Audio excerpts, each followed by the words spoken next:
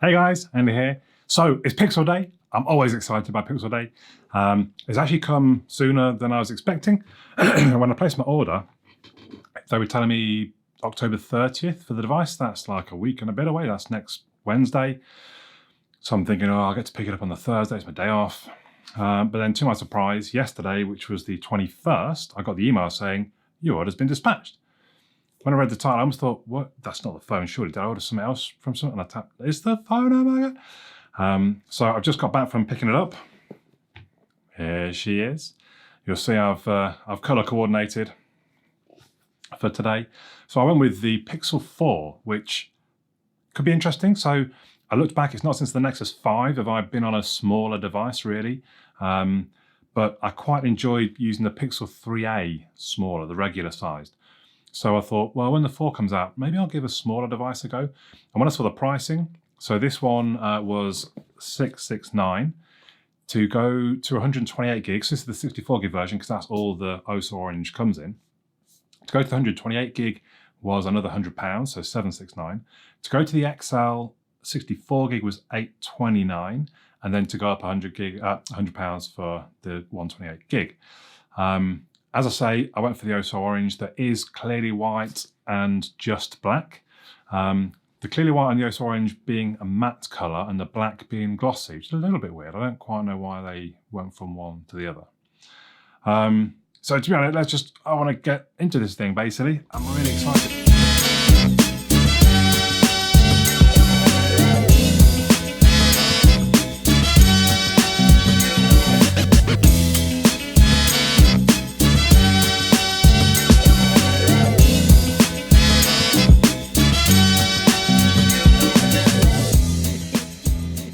It's funny, it seems to have generated a lot of ill feeling from some people online. I guess they're expecting and hoping for a certain thing, and then Google don't give them that. A lot of people get upset by the specs or the lack of them in some ways and the lack of various other things, but I don't know, this is kind of what Pixels aren't always about top specs. They're about the experience, I think, and already I'm liking the look of that. It's kind of a weird, it's almost a salmon color. Let's see, well, let's come back to that in a second. Just double check what else is in or isn't in the box. So we've got the SIM ejector tool and all the other kind of standard documentation. We've got a Type-C to Type-C cable. We've got a Type-C to Type-A OTG, I guess it is. And then we've got the charging brick. Now the charging brick is 18 watts, and here's the first point that's upset some people. Only 18 watts. There's other people doing 40 watts. Why only 18? It really doesn't bother me. 18 to me is probably fine. I generally charge overnight.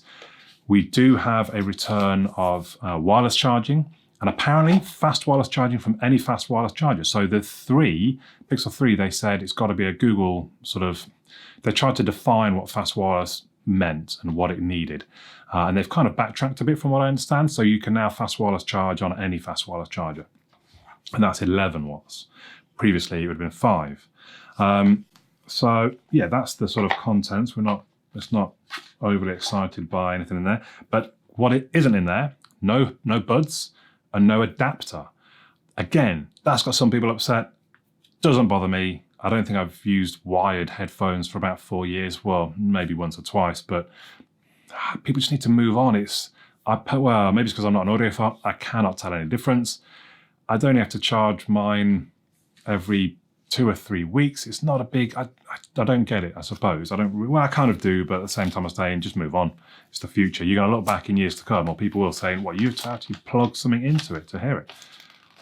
Oh, that feels nice. First impression, that feels quite solid.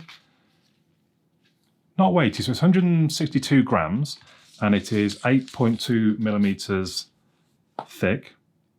But it just feels reasonably solid, that does. I'm liking the colour. So it's kind of a cross between orange and salmon, perhaps in some ways. The G at the back there. And I quite like the design of the camera bump. I mean, I don't like a camera bump, but so again, Simple says it's an ugly phone. I think it's a really, really nice looking phone that matches my t-shirt. So let's get it booting up and let's talk about some of this hardware that upset people. So it's a Snapdragon 855 which is the 7nm, but it's not the Plus. So it's basically running a few gigahertz slower. Kind of maybe a 5 to 15% difference. It's an octa-core CPU. It's got an Adreno 640. It's only 6 gig of RAM, not 8. I mean, the last year's had 4 gigs, so it's 2 gig more. I think it's going to be fine. Again, it's about the experience. We'll see. I've talked about the storage. A lot of people say 64 gig storage isn't enough. I'm happy enough to live in the cloud. I've almost always got a connection. One thing I did realize, sometimes I'm downstairs in the warehouse at work and I haven't got a signal down there, and I couldn't show somebody a photo because that wasn't the cloud, because actually I took it on a different device. So it wasn't even a factor that I backed it up and I couldn't get, it was just wasn't on that phone. But upstairs later I could show it to them. I'm fine with that. It does have stereo speakers. Apparently it has squeezed Google Assistant, which I think the 3 removed, but I can't remember, I'm not entirely sure. Face ID and no fingerprint sensor is another big thing. Some people are really upset by that. And I do get that. I kind of wonder, well, could you not have put a fingerprint sensor under the screen as a bit of a backup? Sure, Face ID might be amazing, but let's have a backup. So I do kind of get that. Soli, which is one of the reasons for the big forehead on the screen there, I'm looking forward to using. It's got mixed reviews so far, so let's wait and see, I suppose, how that goes. It does have NFC, of course. It's got a bit of a forehead, where all the sensors are. It's a 5.7-inch POLED screen. It's about 79.8 screen-to-body ratio, so not great. That's slightly worse than last year's, in fact. But maybe that's because it's not a notch, it's a forehead. It is a 1080 by 2280 pixel screen, 19 by 9 ratio. That's about 444 pixels per inch, which I think is fine. It's protected by Corning Gorilla Glass 5, and it will have an always-on display. One of the big things, though, is a 90 hertz display. Now, I'm not sure how much I can see that. I have that on my OnePlus 7 Pro. I think I turned it off because I don't think I could see a difference. But a lot of people say they can. Maybe I need to look a bit harder. But apparently the screen is amazing. It does look good from first impressions. So I think at this point, I will get it connected up and set up, get a few bits installed, and then we'll come back to see my first impressions. So I've got it logged in. I've updated a few of the apps. I've popped outside, taken a little bit of video and a few photos. That's all I've done. I'm not really, I tried Face Unlock a couple of times. Seems pretty good. In fact, let's start there, I suppose. So I'm picking the device up. I don't know if you could hear the noise. To me, it's not blazing quick. I did have to pick it up and look at it and wait a split second, but I wouldn't say it's any faster or slower than a fingerprint sensor. I do generally quite like Face Unlock. My Huawei Mate 20 Pro had it, and I really missed it when I moved on to the OnePlus. I mean, the OnePlus has it, but I don't think it's a proper one, if I'm honest. So I'm quite looking forward to that, especially at the gym when you've got sweaty hands. Sometimes you've got gloves on, maybe I'm cycling. Face Unlock, I think, is going to be really good if it works well. We'll see in the review perhaps then. So I mentioned the camera. Let's do that before we move on to anything else. So two lenses. The omission of the ultra-wide angle is another thing that's got people very angry. And I won't lie, I would have much preferred an ultra-wide angle to a zoom lens. And even then, the zoom lens 2 times? Really? Okay. So the main lens is 12.2 megapixels f1.7, which is fine with OIS, optical image stabilization. The zoom lens is actually 16 megapixel f2.4 with optical image stabilization. And it can do 4K at 30 frames per second. Again, people asking why not 60 frames per second, which I get. I do get, but I don't think it's going to be a big issue. The front-facing camera is 8 megapixel f2, 2.0, and it's wide angle, not ultra-wide angle, but it is wider than usual. In fact, if you see the selfie that I took, that's pretty wide. I think that's probably okay. That's probably the right way to go. I'm okay with it being one lens. That can do 1080p at 30 frames per second. I tried a quick photo in the kitchen. It was quite low light. Image looks really good, I would say. I nipped outside, took a picture, it looks good. I then tried the super zoom. Looks okay. I think on an actual computer screen, it doesn't look as great as you might hope. This is 8 times zoom, but it's all right. Whether or not it's, I would rather the ultra wide than a super zoom, but okay. I tried a couple of portraits using the rear camera. So I turned it around and used the volume to take photos. That I think is quite impressive. Now, one of the things they talk about is it's more of the professional sort of bokeh where it's not just everything outside of your face is out of focus. It's proper layered, like it should be, I suppose. But just the two that I took real quick, I couldn't really test that, but it does look, I mean, the edges around my head and my beard and my hair's really crisp, really looks, I think, looks really very good. Obviously, more to learn about the camera in the review.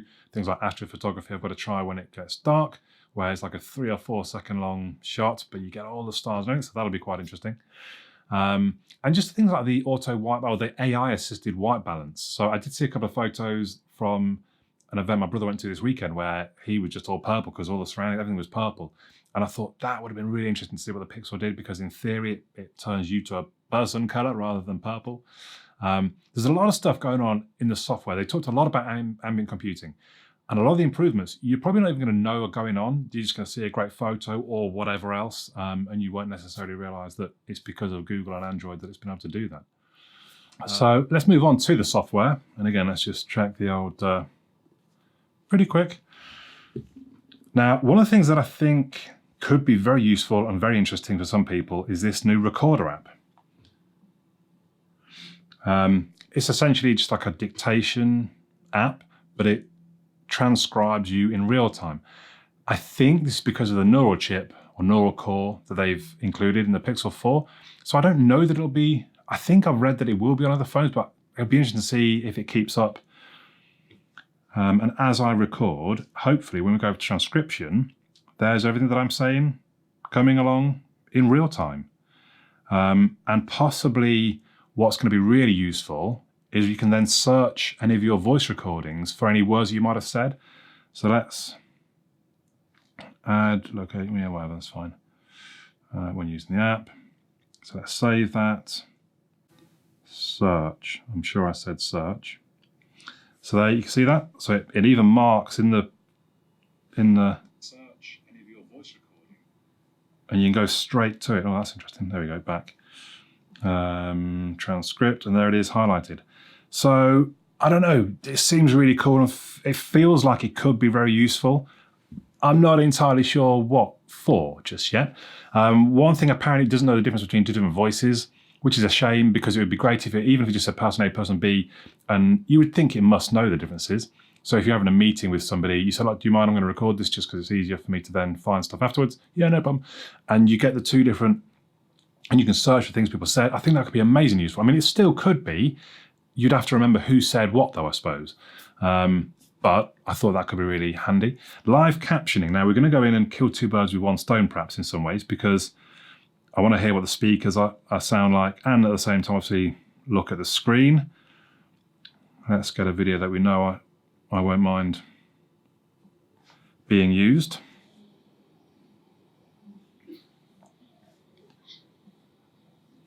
Pinch to zoom for full screen. So this was just my vlog from EGX. Turn the volume up. Let's come on with Chappie doing a bit of a talk. Where is it? There is a possibility that I'll stage that. And actually, I'm more interested in.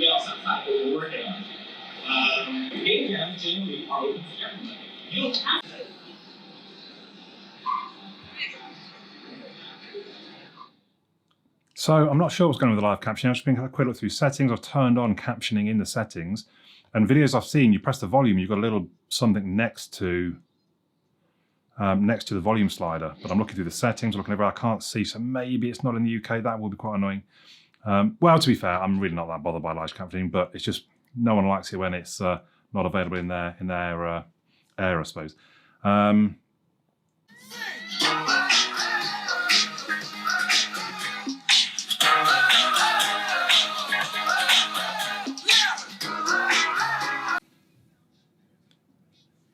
Still not kicked up to. So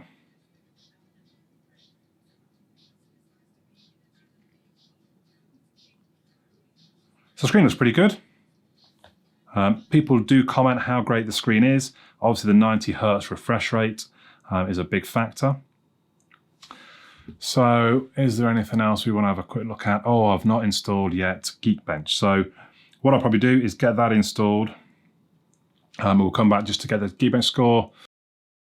So the results just coming through now, and 2,447.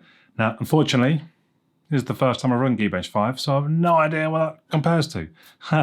I'll get it run on a few other devices by the time I do the review, just so we've got something to compare it to. I'll probably even see if I can find an APK for Geekbench 4 and run that again, so there's more comparisons. I'm just jumping in here after I'm kind of editing the video now and realise that actually I can get a few results from, at least from OnePlus 7 Pro. That scored 2625, sorry. So 102 quicker than the Pixel 4. That's okay, I mean, it's in the right ballpark. I also ran Geekbench 4 on the Pixel 4, and that came out at 10,174. So it's up there with the big boys. Not quite as high, but it's clearly better than previously. The Pixel 3 XL scoring under 8,000, for example. So we know it's not a super powerhouse, but it's got the score that's going to be fine if you're gaming or, you know, every other general everyday use. Just in case you haven't realised, I'm recording this on the Pixel 4 front-facing camera, just because it's nice and easy and it gives you a demo of what it can do, I suppose, the microphone and everything. I also forgot to mention Soli, which in my quick brief testing seemed actually really reliable. Swiping one way skips forward to a track, swiping back skips back. Seemed pretty good, could be very handy for me listening to podcasts late at night. But overall experience of the device is it's nice and slick, and that's the most important thing, really. So first impressions, I think it looks fantastic. I think the screen's pretty amazing. The speakers, I'm not so sure. The camera looks like it's amazing, for stills at least, definitely. And the overall sort of usability, it seems it's a nice experience. The screen unlock seems to work great. I'm quite excited to use this and see how we get on. I'm hoping it's going to be my daily, but let's see. I hope you guys know I'm honest enough that if I think actually it's not that great, I'm going to tell you. So if you haven't already subscribed, please do. The review will be in a week or so. Maybe check out some of the other videos on my channel in the meantime. Leave any comments you have or questions you have down below, because I do read them all, I promise. And but for now, my name's Andy, and I'll catch you all again soon.